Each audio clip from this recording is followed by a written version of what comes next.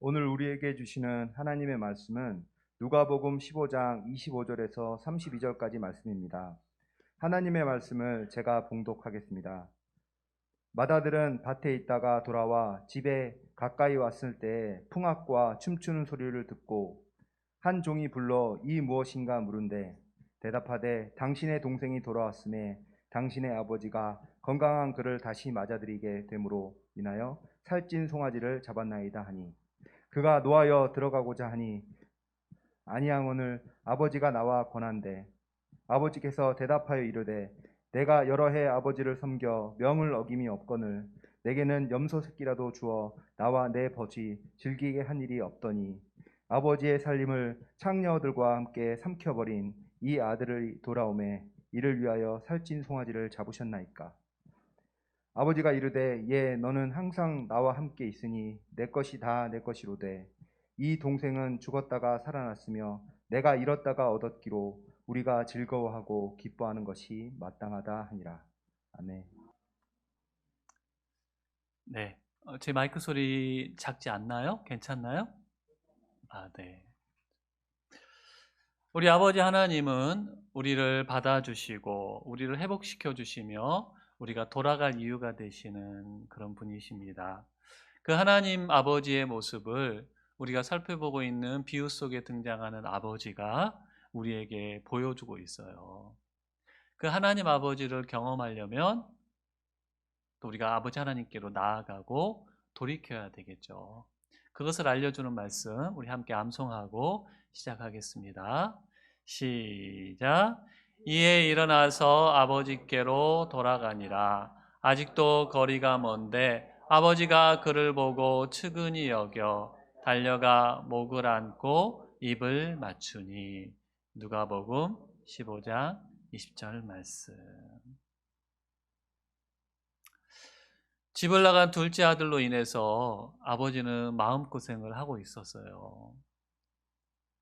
언제나 돌아오려나. 그렇게 둘째 아들을 기다리고 있는데 한편으로 아버지 곁에 머물면서 아버지를 도와주고 아버지의 말에 순종하는 맏아들을 보면서는 참 고맙고 또 든든한 마음을 가졌습니다. 그런 맏아들로 인해서 아버지는 둘째 아들에게 더 집중할 수 있었을 거예요. 그리고 아마 맏아들도 형도 아버지와 같은 마음으로 동생이 무사히 돌아오기를 기다리고 있을 거라고 생각을 했습니다. 그런데요, 그것은 아버지의 착각이었어요. 둘째 아들이 집으로 돌아오고 난 다음에 아버지는 맏아들이 자기의 생각과 달랐다라는 것을 알게 됩니다. 동생이 돌아와가지고 아버지가 기쁨에 이제 잔치를 벌이고 있는데 그때 밭에서 일을 하고 있던 맏아들이 형이 집으로 돌아오게 돼요. 근데 형이 이제 형과 같은 부류의 사람들은 아주 이게 빨라요, 느낌이. 아, 동생이 돌아온 거구나.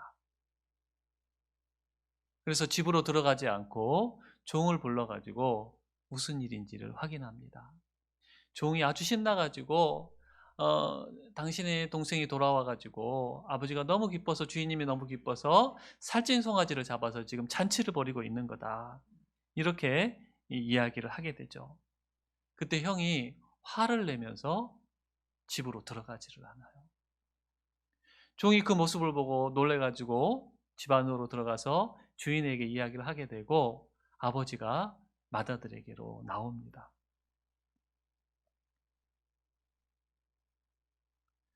그러면서 형이 동생이 돌아와서 잔치를 여는 거니까 함께 하자고 권했겠죠. 그때 형이 이 아버지에게 가지고 있었던 서운한 마음을 쏟아내게 됩니다. 자신이 아버지와 함께 있으면서 오랜 시간 순종했지만 자기를 위해서는 염소 새끼 한 마리도 잡아주신 적이 없더니 아버지의 살림을 다 탕진해버린 동생이 돌아오니까 송아지를 잡았다 그러면서 아버지에게 자기의 불편한 마음을 쏟아내는 거예요. 그런 형의 말을 듣고 아버지가 대답을 합니다. 너는 항상 나와 함께 있었잖아. 또 내가 가진 것이 다 네 것인데 왜 그러느냐. 죽은 줄 알았던 동생이 살아 돌아왔으니 이게 얼마나 기쁜 일이냐. 그러면서 계속해서 잔치에 함께 들어가자고 형을 설득을 하게 돼요. 이렇게 이 비유가 끝이 나게 되는데, 잃어버린 둘째 아들을, 죽었다고 생각했던 둘째 아들을 찾고 나니까 아버지는 또 한 명의 아들을 잃어버리게 돼요. 아버지가 찾아야 되는, 아버지의 마음을 아프게 하는 맏아들이 또 한 명의 잃어버린 아들이었던 거죠.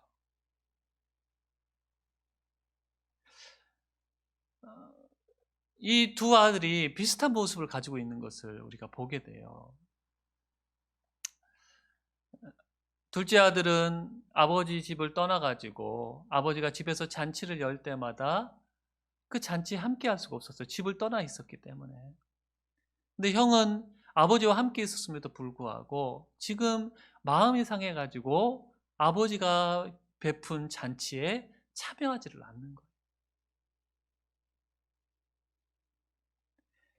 동생이 아버지에게 하지 않아야 될 요구, 아버지가 살아계심에도 불구하고 유산을 요구함으로 말미암아 아버지의 명예를 훼손했다면, 이 형은요, 아버지가 주관하는 잔치에 참여하지 않음으로 말미암아 또 아버지의 이름에 먹칠을 하고 있는 거예요. 그 당시에는요, 누군가 베푼 잔치에 초대를 받았는데 오지 않으면 그 사람의 명예를 실추시키는 거였거든요. 근데 아들이 지금 아버지의 명예를 실추시키고 있는 거예요.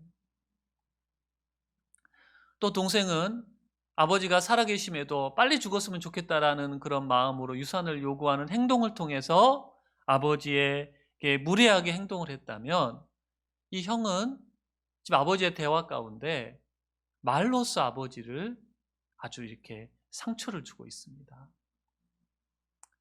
27절에 우리말 성경에는 나와 있지 않은데요, 이 원문을 보면 보소서라는 말이 생략이 되어 있어요.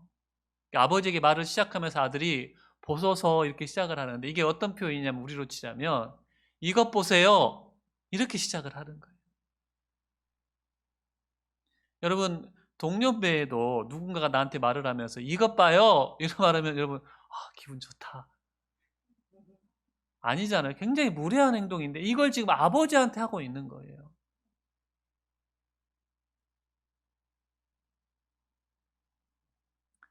그리고 동생은 아버지를 떠나가지고 다 잃어버리고 돼지우리를 치는 종으로 전락을 했잖아요.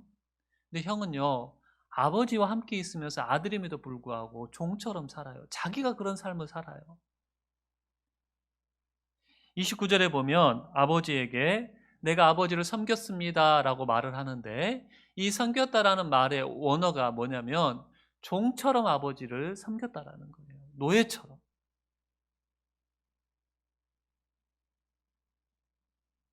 아들이면서 종으로 아버지와 함께 살고 있었던 거예요. 두 사람에게 차이가 있다면, 동생은 몸도 마음도 떠난 거고요. 아버지에게 떠났다 돌아온 거고, 형은 몸은 아버지하고 같이 있었는지 모르겠는데 마음이 멀어져 있었던 거예요. 그런 형의 마음을 아버지는 몰랐죠. 아니, 상상도 못했죠. 그러리라고 생각도 못한 거예요. 곁에서 순종하면서 아버지 곁에 있으니까 아버지 마음을 이해하고 아버지와 한 마음인 줄 알았지, 그렇게 태평양보다 더 멀어져 있는지 몰랐던 거예요. 그래서 아버지가 동생에게 언제 돌아오나 항상 집 밖에서 동생 오는 거 이렇게 바라보고 있는데, 그런 아버지를 바라보면서 형의 마음은 멀어져 갔던 거죠. 아버지는 동생에게만 관심이 있구나. 나에게는 관심이 없구나.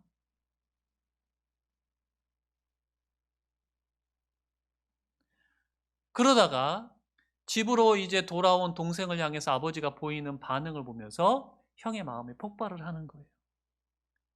아니, 재산을 탕진하고 아버지의 마음을 아프게 한 이 녀석이 돌아왔으면 매를 때리고 쫓아보내든지, 아니면 데리고 사실 거면 종으로 살게 해주셔야지, 잔치를 벌려줬다는 소식을 듣고 얘를 용서하셨구나, 얘를 받아주셨구나,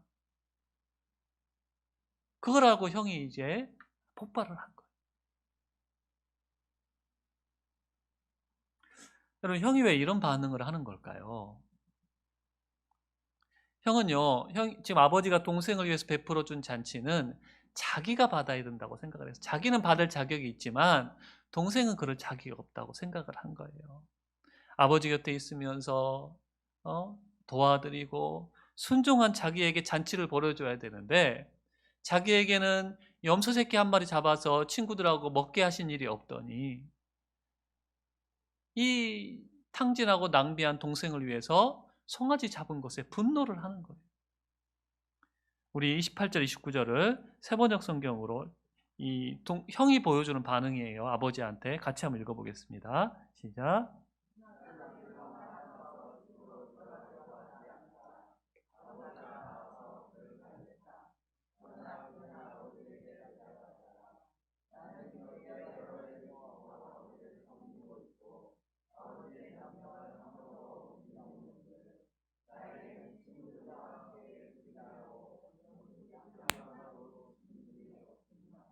형이 아버지에게 말하고 있는 이 이야기 속에서요, 우리는 왜 형이 아버지 곁에 머물러 있었는지, 아버지 말에 순종했는지 이유를 알 수가 있어요.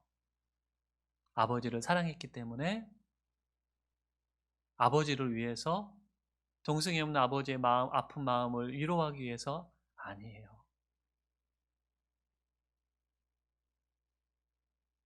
자기의 순종을 통해서 아버지가 해줄 무엇인가를 기대했기 때문에 아버지 곁에 머물러 있었던 거예요.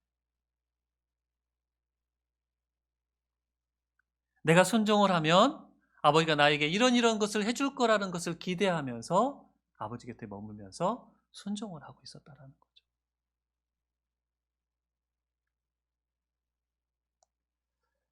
잘 살펴보면요, 두 아들은 자기 하고 싶은 대로 다 살고 싶었어요. 동생은 아버지를 떠남으로 말미암아 그것을 이렇게 분명하게 드러냈다면, 형은요, 아버지의 말에 순종해서 그것을 이루고 싶었던 거예요. 내가 아버지에게 순종하면 내가 원하는 이런 일들이 나에게 벌어질 거야. 내가 원하는 것들을 하기 위해서는 내가 아버지에게 순종함으로 말미암아 얻어낼 수 있다고 생각을 해서 순종을 했다는 거죠. 그리고 둘 다 아버지의 재산에 관심이 있었어요. 동생이 그것을 타가지고 먼 나라로 갔죠. 동생의 욕구는 분명히 드러나는데요, 형은 그걸 숨기고 있었던 거예요. 여러분, 사실은 드러나는 게 어찌 보면 더 이것들이 고침을 받기도 쉽고, 숨기고 이것들을 드러내지 않으면 이게 더 무서운 것 같아요, 여러분. 그러면서도 아닌 것처럼 하고 있는 거죠.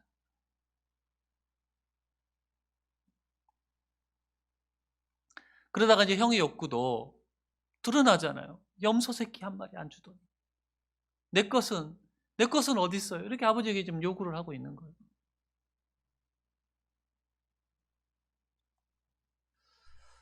여러분, 죄는요, 규범을 어기는 게 죄죠.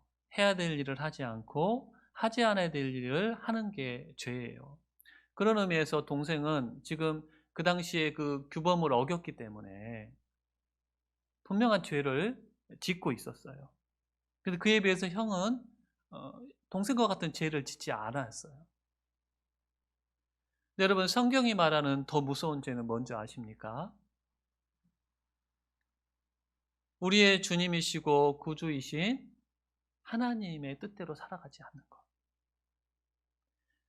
우리의 주인이신 하나님의 자리에 우리가 앉아 있는 거예요. 하나님의 다스림을 거부하고 내 마음대로 살려고 하는 게 죄라는 거죠. 더 무서운 죄라는 거예요.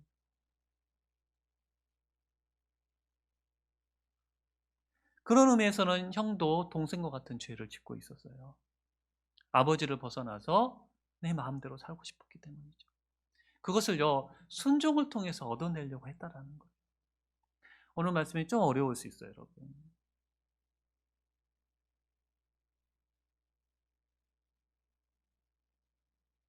그러니까 형이 자기 마음대로 살고 싶은데 그것을 어떻게 얻어내려고 했냐면 아버지의 말에 순종함으로 말미암아. 그럼 아버지는 나에게 내가 원하는 것을 해줘야 되는 대상이 되는 거예요. 그러면서도 형은 그것이 자기에게 죄라는 것을 인식을 하지 못하고 있었던 거죠. 아버지 곁에 있었기 때문에 자기는 동생과 같은 죄는 아니라고 생각을 하고 있었던 거예요.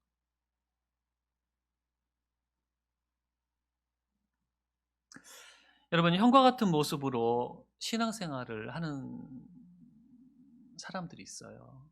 우리에게 그런 모습이 있을 수가 있어요. 여러분, 우리가 하나님 말씀에 순종하고 하나님을 예배하고 서로 사랑하고 가진 것을 나누는 이유가 뭡니까, 여러분? 하나님을 사랑해서 하나님이 내 삶에 베푼 은혜가 너무너무 귀하고 감사해서 은혜에 대한 반응으로 해야 되는데, 그것을 내가 이렇게 하면 하나님이 나에게 복을 주실 거야, 이렇게 해야지 하나님이 나를 도와주실 거야 라고 하고 있다면 아버지에게 순종했던 형의 모습으로 지금 신앙생활을 하고 있다는 거예요. 그걸 통해서 하나님에게 빚을 안겨주는 거예요. 하나님, 내가 이렇게 했으니까 하나님은 나에게 꼭 이렇게 해주셔야 돼요. 형도 지금 그렇게 요구를 하고 있는 거죠. 내가 아버지에게 순종했는데 왜 염소 새끼를 안 주십니까? 왜 나에게 살찐 송아지를 안 주시는 겁니까?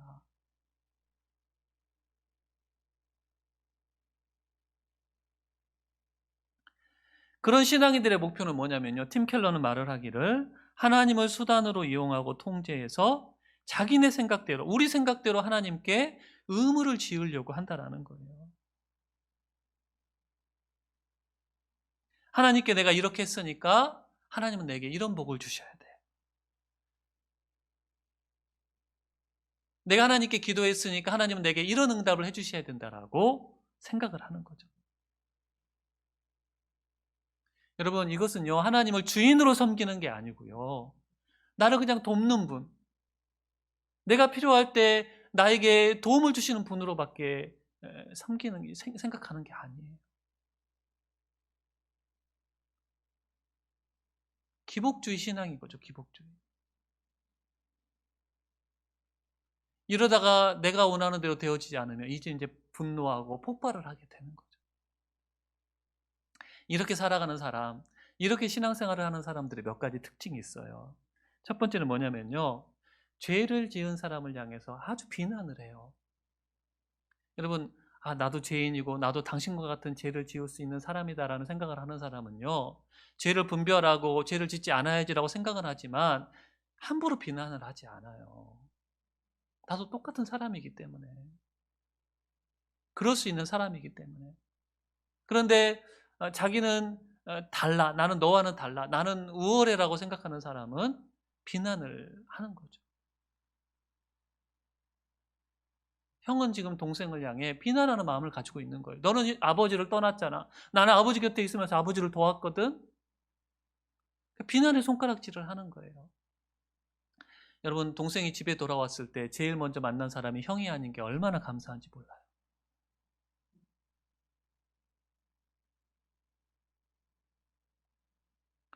두 번째로, 이런 사람에게 있는 또 하나의 특징은 뭐냐면요, 죄를 지은 사람을 보면서 비난을 하면서 동시에 또 뭘 하냐면 부러워해요.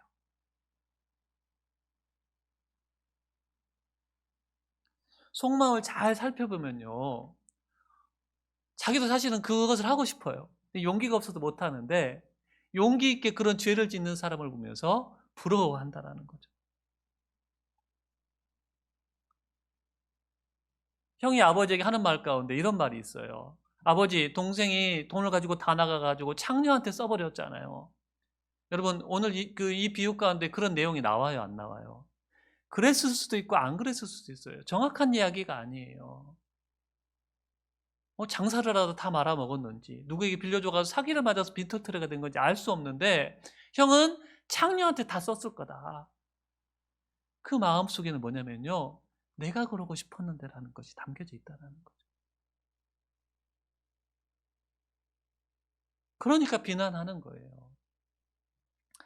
제가 대학생 때 기숙사 생활을 했는데 그때도 이제 신앙생활을 했는데 제가 좀 율법주의적인 그런 모습들이 있어가지고 예배를 안 드리면 큰일, 하나님한테 벌 받는다고 생각을 했던 것 같아요.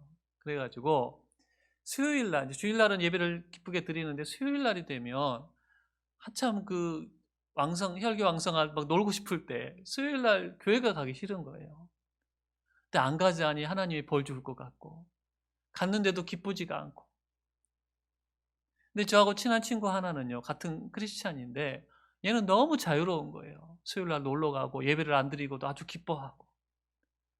그런 친구를 보면서 한편으로 막 부러우면서 쟤는 예배도 안 드리고.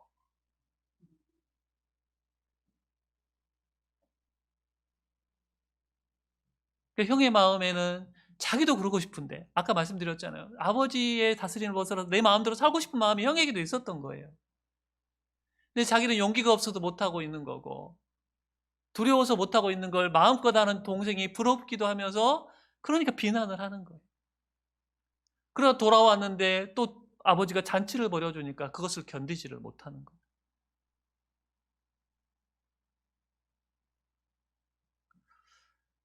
세 번째로 이런 모습으로 살아갈 때 앞에서도 이야기를 했지만 순종의 이유가 보상이라는 거예요. 보상이 없으면 순종도 선행도 잘 하지를 않아요. 기도도 마찬가지예요. 응답을 바라고만 기도를 하는 신앙생활을 해요. 기도 제목이 없으면 하나님 앞에 기도하러 잘 안 나가는 거죠. 기도는 하나님과의 관계잖아요. 하나님 만나러 가는 거잖아요.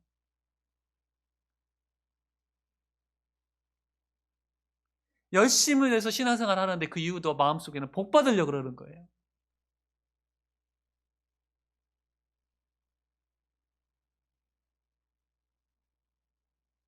성경에 포함되지 않은, 성경에 포함될 수 없는 이야기들을 이제 외경이라는, 천주교에서는 그것들을 이렇게 성경 곁에 두고 보고 있는데 외경에 이런 이야기가 있어요. 하루는 예수님께서 제자들에게 이렇게 말씀을 하셨어요. 나를 위해 돌 하나씩 들고 와라. 예수님 이렇게 말씀을 하시니까 제자들이 이제 어떤 돌을 들고 갈까 막 열심히 찾고 있을 때 실속에 밝았던 베드로는 요만 아주 작은 돌을 주머니에 들고 골랐어요. 예수님이 나를 따라오너라. 그래서 이제 설명도 없이 그냥 돌 하나만 가져오라 그러셔가지고 각자 이제 돌을 들고 따라갔어요. 그래서 한참을 가다가 이제 12시가 되어가지고 예수님이 한 곳에 딱 제자들을 모으시더니 앉아라. 기도를 하니까 그 제자들이 가지고 온 돌이 다 빵으로 변한 거예요. 점심 먹자. 베드로는 금방 식사가 끝났어요. 너무 배가 고팠어요. 식사 후 예수님께서 다시 한번 말씀을 하시죠. 나를 위해 돌 하나씩 들고 오너라. 베드로가 이번에는 내가 놓치지 않으리라. 그래서 이만한 작은 바위를 들고 예수님 뒤를 따랐어요.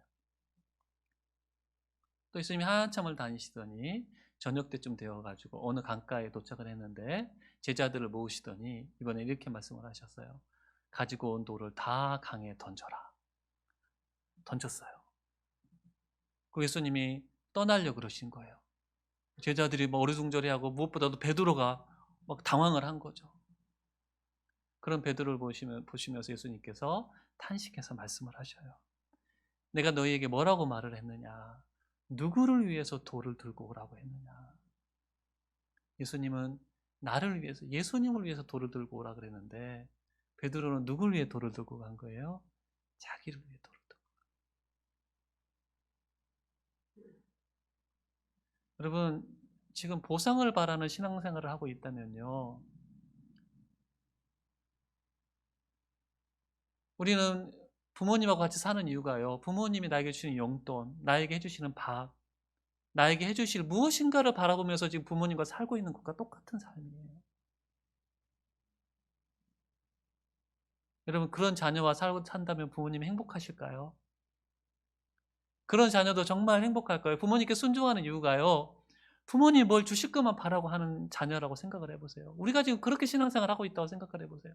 하나님이 얼마나 안타까워 하시겠어요.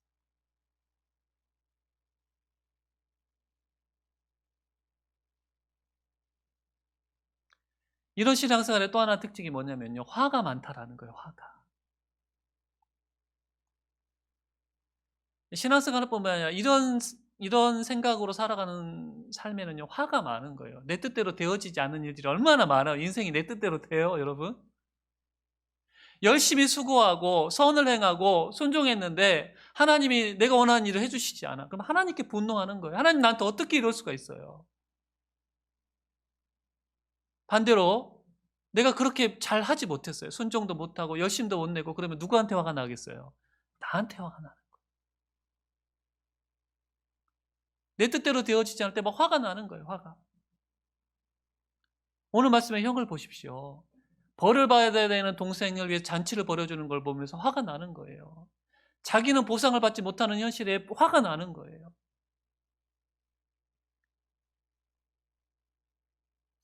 오늘 지금 이 첫째 아들 이야기를 하고 있는데 지금 제가 첫째 아들에게 뭐가 문제가 있고 첫째 아들은 지금 잘못된 신앙이다라고 이야기를 하고 있는 것을 들으면서 화가 나는 분들이 있을 수가 있어요.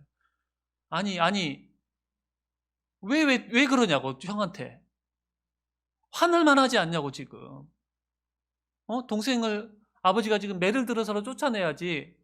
나 진짜 오늘 말씀 은혜가 하나도 안 되네 지금. 이래서 막 속에서 막 화가 막 형에게 감정이입이 돼가지고 화가 올라온다면 내가 지금 그런 모습으로 신앙생활을 하고 있다라고 볼 수가 있는 거예요.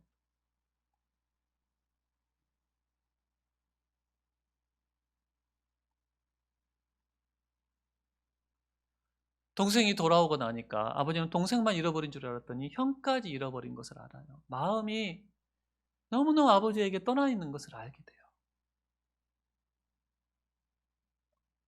그런 형에게 아버지가 어떻게 행동하는지 좀 생각을 살펴봅시다. 형이 일하다 돌아왔지만, 그러니까 형과 아버지의 거리가요. 그러니까 밭에서 일을 하고 있는데 형이 그 소식을 듣지 못했다라는 게 아버지와 형과의 그 거리감이 그렇게 떨어져 있다라고 보기도 해요. 소식을 전해줬는데도 형이 못 들었는지, 잔치에 들어오지 않는다는 말을 듣고 아버지가 밖으로 나와요. 그래서 형에게 잔치에 들어가자라고 권하죠. 설득을 해요. 여러분, 이 아버지의 모습 속에서 우리는 어떤 하나님 아버지의 모습을 발견할 수가 있냐면 우리를 찾아와 주시는 하나님, 잃어버린 자를 찾으시는 하나님 아버지의 모습을 이 아버지가 보여주고 있는 거예요.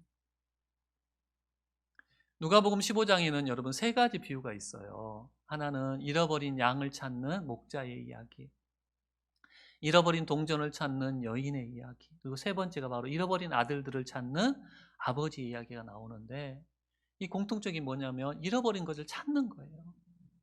적극적으로 찾아요. 한 마리 양을 찾아 나서요. 동전을 찾느라고 집안을 다 샅샅이 뒤져요.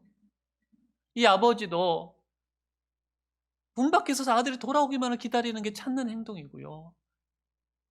맏아들을 향해 나아가잖아요. 우리 하나님이 그러신다고. 하나님을 떠나 있는 사람을 향해 찾아와 주시고 하나님을 떠나 살아가는 사람들, 하나님 아버지의 마음을 모른 채 살아가는 사람들, 하나님을 오해하고 화가 나 있는 사람들을 향해서 하나님이 찾아가시는 거예요.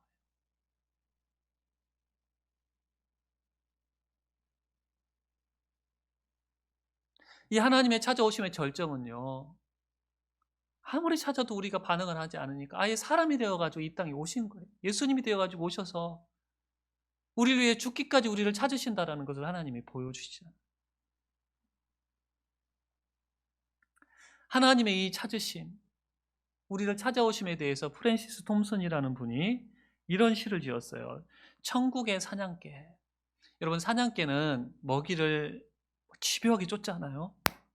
한번 물면 놓지를 않잖아요. 우리를 찾으시는 하나님의 모습을 여기에 비유를 한 거예요. 그 시 중에 마지막 부분에 이런 시가 이렇게 시 내용인데 제가 읽어볼게요. 내가 내게서 가지고 간 모든 것은 너를 해롭게 하려는 것이 아니라 내가 그것을 내 품에서 찾게 하려는 것이라. 일어나라, 내 손을 잡아라, 그리고 내게로 오라.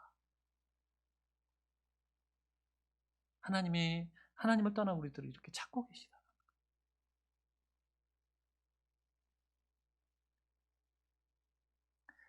근데 여러분요, 우리가 막 죄를 짓고 살거나 또는 또 막 이렇게 잘 살지 못할 때면 또 우리가 막 율법주의적인 마음의 모습으로 살아갈 때면요, 이런 생각이 잘 안 들고요. 아, 하나님은 나를 미워하실 거야. 하나님은 나에게 관심이 없을 거야. 하나님이 나를 찾아오신다고? 그런 일은 없을 거야. 마귀가 자꾸 그런 소리를 넣어주고요. 우리도 그런 생각을 붙잡는 거예요. 근데 여러분, 이 비유에서 알려주는 게 뭐예요? 아버지는 계속해서 기다리고 있고 찾고 계시는 분이시다라는 것을 보여주는 거죠. 그러니까 그런 여러분 마음의 소리가 들릴 때마다 헬렌 나우엔이 탕자의 기양이라는 책에서 이런 고백을 우리에게 하라고 이야기를 해요. 우리 같이 한번 해볼까요? 읽어볼까요? 시작.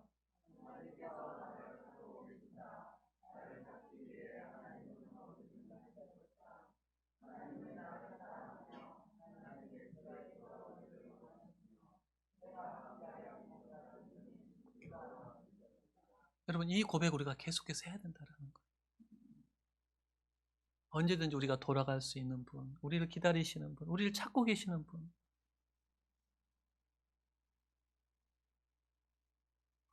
이 찾아와 주시는 하나님이심을 이 아버지가 보여주고요. 그 다음에 이제 막 아들이 분노의 말을 쏟아놓고 난 다음에 아버지가 이야기를 하거든요. 그 31절 32절이 아버지가 하는 말인데 제가 읽어볼게요. 아버지가 그에게 말하였다. 얘야, 너는 늘 나와 함께 있으니 내가 가진 모든 것은 다 내 것이다. 그런데 너의 이 아우는 죽었다가 살아났고 내가 잃었다가 되찾았으니 즐기며 기뻐하는 것이 마땅하다. 아들을 향해서 아버지가 얘야 불러요. 이 말은 뭐냐면요, 내 아들아, 이 말이에요. 여러분, 아버지를 향해서 이것 보세요, 이런 아들한테 지금 내 아들아. 그래서 너는 내 곁에 있었잖아. 내 것이 다 네 것이잖아. 살찐 송아리 한 마리가 아니고요, 다 아버지 것이 다 아들 거라는 거예요. 여러분, 우리가 보상을 바라는 신앙생활을 하면 이걸 못 느껴요. 보상을 바라는 이유가 뭐예요? 내게 아니거든요, 아버지께. 여러분, 하나님의 사랑을 내가 확신하면요, 그런 순종을 하지가 않는 거예요. 그러니까 아들은 아버지의 사랑을 확신을 못한 거예요. 너무 안타깝죠, 여러분. 근데 우리가 그런 신앙생활을 할 수가 있다라는 거예요.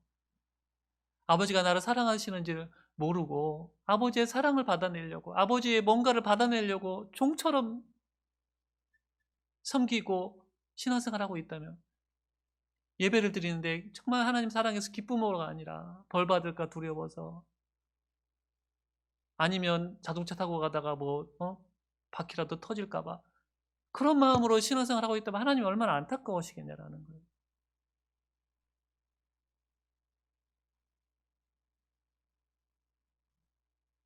그래서 아버지의 마음을 알리잖아요. 죽은 죽은 줄 알았던 동생이 돌아왔으니, 잃어버린 동생을 찾았으니 얼마나 기쁘냐. 너도 함께 기뻐했으면 좋겠다. 함께 잔치에 들어가자. 아들을 계속 설득하는 거예요.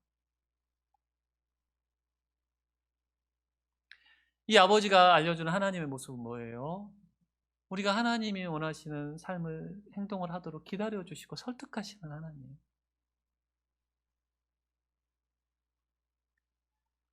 여러분, 하나님이 우리로 하여금 하나님이 원하시는 행동을 하도록 다 하실 수가 있어요. 우리로 전부 다 예배에 나오게 하시고, 매일 말씀 읽고 기도하는 삶을 살아가게 하시고, 가진 것을 기쁘게 나누게 하시고, 이렇게 하실 수 있는 하나님이신데요, 우리가 그것들을 기쁨으로 할 때까지 기다려 주신다라는 거예요. 우리가 지금 이렇게 사는 게 옳아서 그냥 놔두는 게 아니라, 그 삶에서 떠나서 아버지의 마음을 알고 아버지의 뜻대로 살아갈 수 있도록 그 삶을 기다려주고 계시는 거고, 말씀을 통해서 설득하시는 거고, 매주일 저를 통해서 여러분에게 말씀하시는 거고, 상황과 사람들을 통해서 계속해서 설득하면서 기다리고 계신다는 거예요. 억지로 끌어가지 않고. 여러분, 아버지 그러실 수 있잖아요. 너 뭐 쓸데없는 소리 하고 있냐? 잔치 하자. 안 그러시잖아요. 그렇게 기다려주시는 분이시라는 거죠. 최근에 이렇게 기다려주시는 하나님이심을 제가 깨달았어요. 어, 얼마 전에 이제 제가 했어야 되는 일인데 제가 하지 않고 있었던 것을 어느 순간 제가 내가 이걸 정말 너무 하고 싶다. 하나님 위해서 내가 이걸 하고 싶다. 그래서 그걸 하기를 시작을 했어요. 근데 어느 순간 딱 통찰이 오는 게 하나님이 나를 참 많이 기다려주셨구나. 너 이거 해야지라고 하실 수도 있는데 내가 이것을 기쁨으로 하기까지 하나님이 기다려주셨구나. 너무 감격스러운 거예요.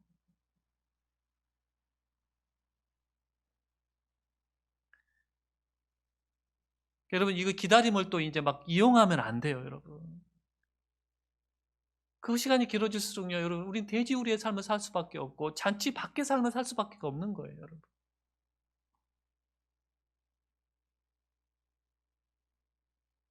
아버지 하나님의 마음을 알면 우리가 둘째 아들이 돌아오기까지 기다리시고, 마음이 멀어져 버린 맏아들을 설득하시면서 기다리시는 하나님이심을 안다면, 우리가 하나님의 그 원하시는 삶을 살도록 기다리시는 하나님이심을 안다면, 억지로나 두려움이 아닌 우리가 마음을 열고 그 삶으로 나아가야 한다는 거죠.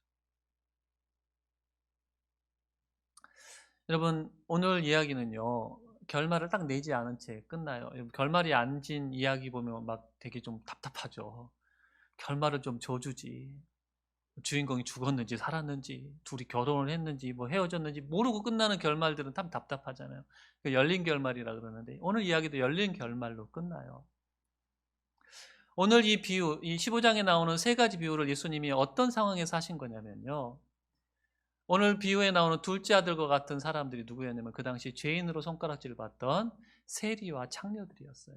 세리는 세금을 걷어가지고 로마에 바치는 사람들, 매국노라고 일컬어지던 사람들, 또 몸을 팔아서 살아가던 창녀들과 예수님이 어울렸어요. 그들이 회개하고 돌아오니까, 둘째 아들처럼 돌아오니까 예수님이 너무 기뻐서 그들과 함께 식사하고 잔치를 벌인 거예요. 그때 그 모습을 보면서 바리새인과 서기관들, 그 당시 종교 지도자들이 예수님을 비난하는 거예요. 죄인들이라고 손가락질하면서 죄인들과 어울리는 예수님을 비난하는 거예요. 분노하는 거예요. 15장 2절 말씀 우리 같이 한번 읽어보겠습니다. 시작.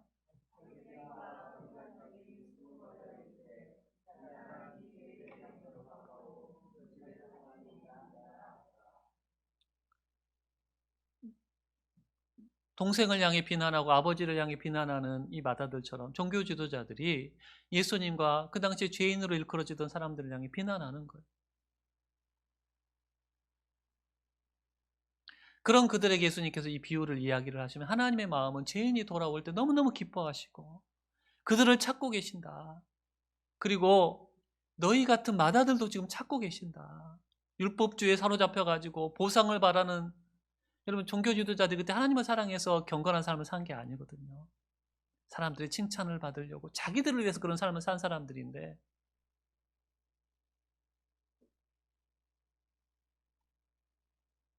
예수님께서 이 이야기를 끝맺지 않은 것은 뭐냐면요. 종교 지도자들에게 선택하라고 하신 거예요. 너희들 어떻게 할래? 너희들 맏아들인데 잔치에 들어갈래? 들어가지 않을래? 안타깝게도 그 당시에 이 이야기는요. 비극으로 끝이 나요.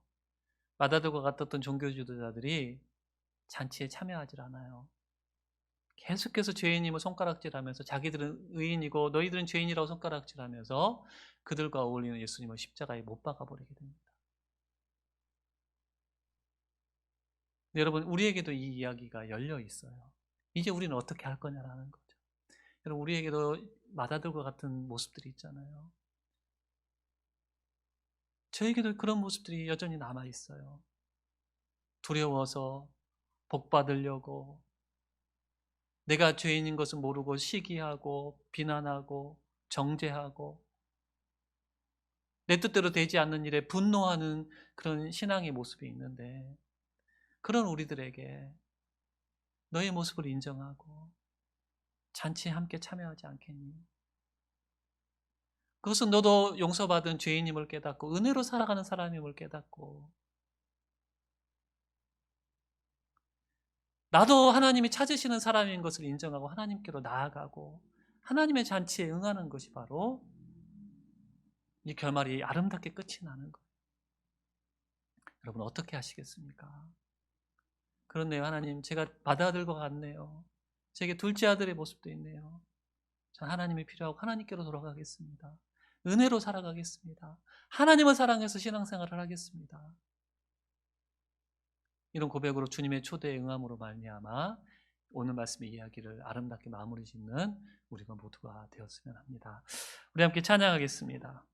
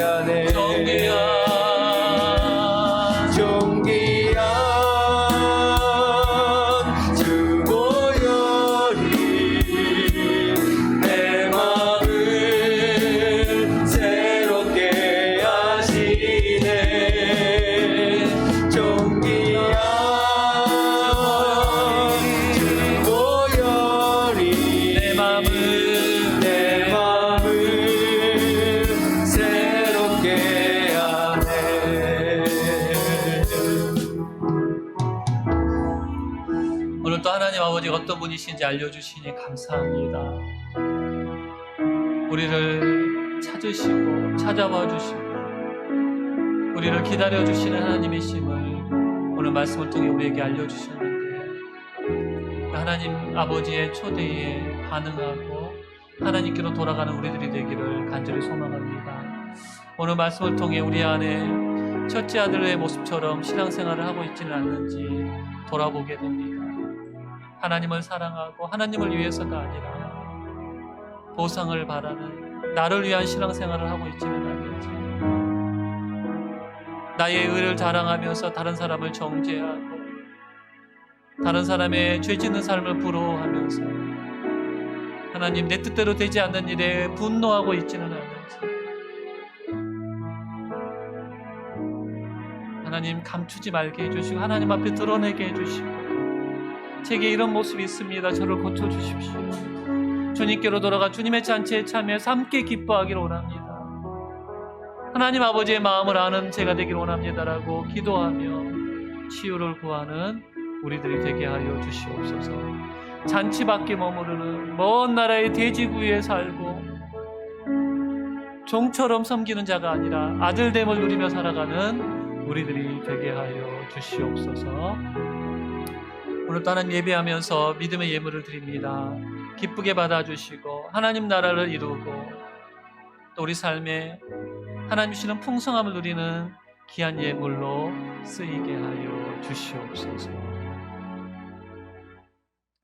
이제는 우리 주 예수 그리스도의 은혜와 아버지 하나님의 사랑과 성령의 교통하심이 기다리시며 우리를 찾으신 하나님께로 돌아가기로 결단하는 사랑하는 주의 백성들 가운데 영원토록 함께 할지어다. 아멘.